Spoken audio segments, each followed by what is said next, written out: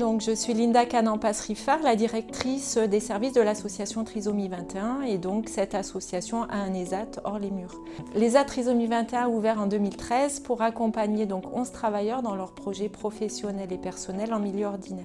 Pour accompagner ces projets, l'équipe est pluriprofessionnelle. Elle se compose d'une éducatrice, d'un chargé d'insertion professionnelle, d'une chargée de relations entreprises, d'une secrétaire, d'un agent d'entretien, d'une psychologue et de la direction. L'ESAT est une réelle passerelle qui permet à la fois de se préparer au monde du travail et d'obtenir un contrat de travail de droit commun, d'acquérir le plus d'autonomie dans la vie quotidienne et personnelle et pour vivre au sein de la société, d'apprendre à s'autodéterminer dans leur vie pour arriver à faire leurs propres choix. Vas-y Manon.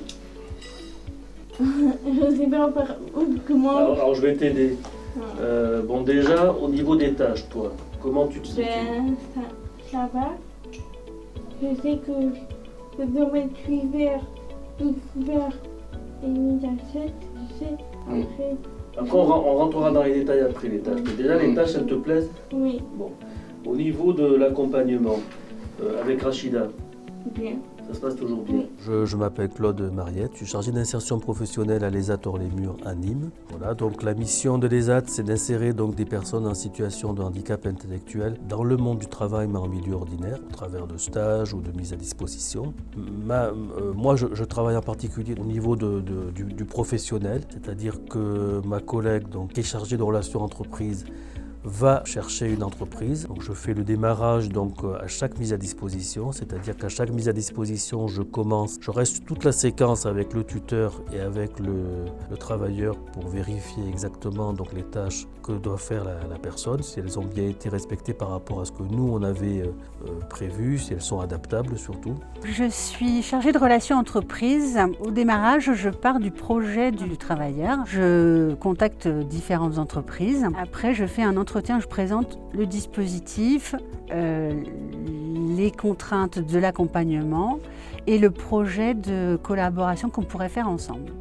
Et il arrive parfois que dans une même entreprise, on parte avec l'idée d'un projet et au final, en discutant avec l'entreprise, on découvre des métiers, on découvre des services qui peuvent aussi correspondre à un projet d'une autre personne. Donc, je m'appelle Sandra Poncet, je suis responsable RSE et référente handicap pour la MSA du Languedoc.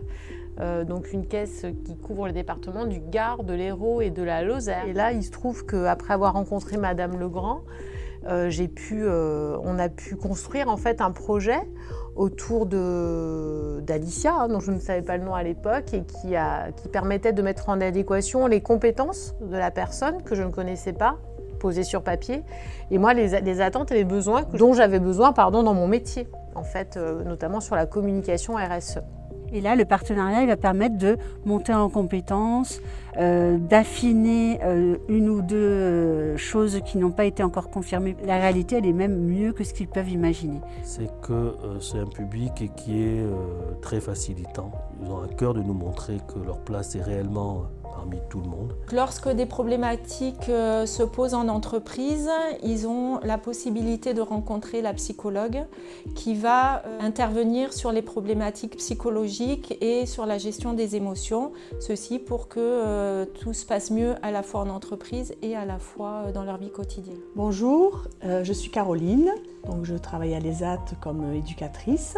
Donc moi, mon rôle est de vous faire connaître le fonctionnement de l'ESAT, qui est un ESAT un peu différent. On va parler de nouveaux documents que vous aurez besoin dans votre vie à l'ESAT et même pour la suite. Aujourd'hui, on va travailler votre projet de vie.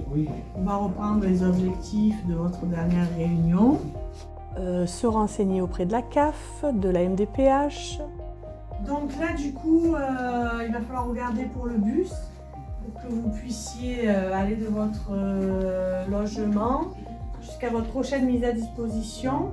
Je pense que ça va être le tram que vous devez prendre. Et après, on peut aller voir aussi en même temps pour les loisirs.